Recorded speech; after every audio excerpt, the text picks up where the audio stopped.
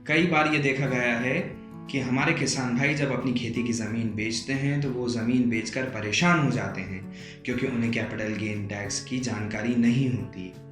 किसान जब अपनी ज़मीन बेचता है तो वो ये सोचकर बेचता है कि किसान पर और खेती की ज़मीन बेचने पर किसी प्रकार का कोई टैक्स नहीं है, मगर ये बात पूरी तरह से सही नहीं है। जब तक इनकम टैक्स डिपार्टमेंट से टैक्स भरने का नोटिस आता है तो बेची हुई ज़मीन का पैसा किसान की ज़रूरतों में ख़त्म हो चुका होता है और उसके पास टैक्स भरने के लिए पैसा नहीं बचता। मैं हूं नादिर सिद्दीकी और आप देख रहे हैं पैसा बचाओ पूंजी बनाओ। Income tax act 1961 agricultural land को दो श्रेणियों में बांटता है, रूरल एग्रीकल्चरल लैंड और urban agricultural land. Rural agricultural land को बेचने पर किसी प्रकार का कोई टैक्स नहीं लगता और वहीं अर्बन एग्रीकल्चरल लैंड को बेचने पर कैपिटल गेन टैक्स लगेगा। ये टैक्स कितना होता है, कब और कैसे कैलकुलेट किया जाता है, इसके लिए एक अलग वीडियो अपलोड किया गया है जिसका लिंक डिस्क्रिप्शन बॉक्स में दिया हुआ है।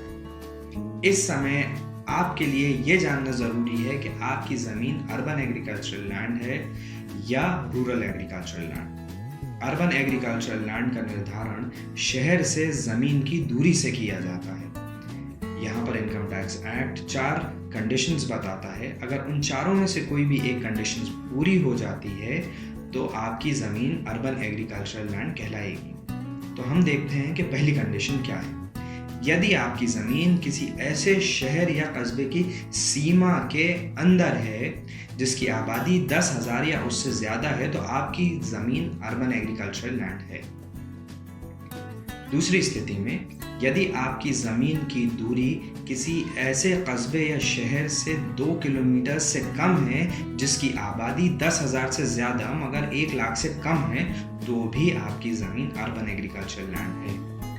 तीसरी स्थिति में यदि आपकी ज़मीन किसी ऐसे शहर या कस्बे से 6 किलोमीटर से कम की दूरी पर है जिसकी आबादी 1 लाख से ज़्यादा मगर 10 लाख से कम है तो भी आपकी ज़मीन अर्बन एग्रीकल्चरल लैंड ही है। चौथी स्थिति में यदि आपकी ज़मीन किसी ऐसे कस्बे या शहर की सीमा से 8 किलोमीटर से कम दूरी पर है जिसकी आबादी 10 लाख से ज़्यादा है तो भी आपकी ज़मीन अर्बन एग्रीकल्चरल लैंड है। और इन चारों स्थितियों में जब आप अपनी ज़मीन बेचेंगे तो उस पर कैपिटल गेन टैक्स लगेगा।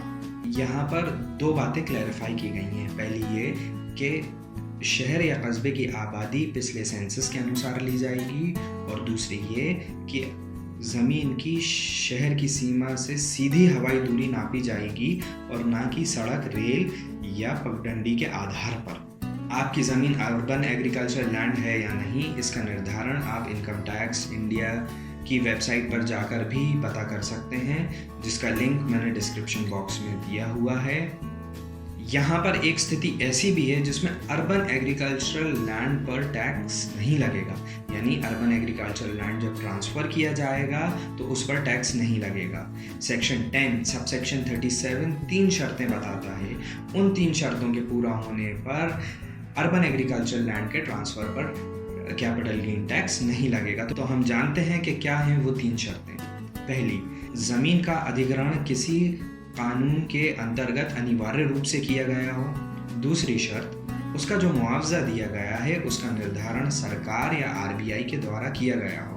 और तीसरी शर्त यह है कि हिंदू अनडिवाइडेड फैमिली, इंडिविजुअल या उसके माता पिता के द्वारा पिछले 2 सालों में उस ज़मीन पर खेती की गई हो।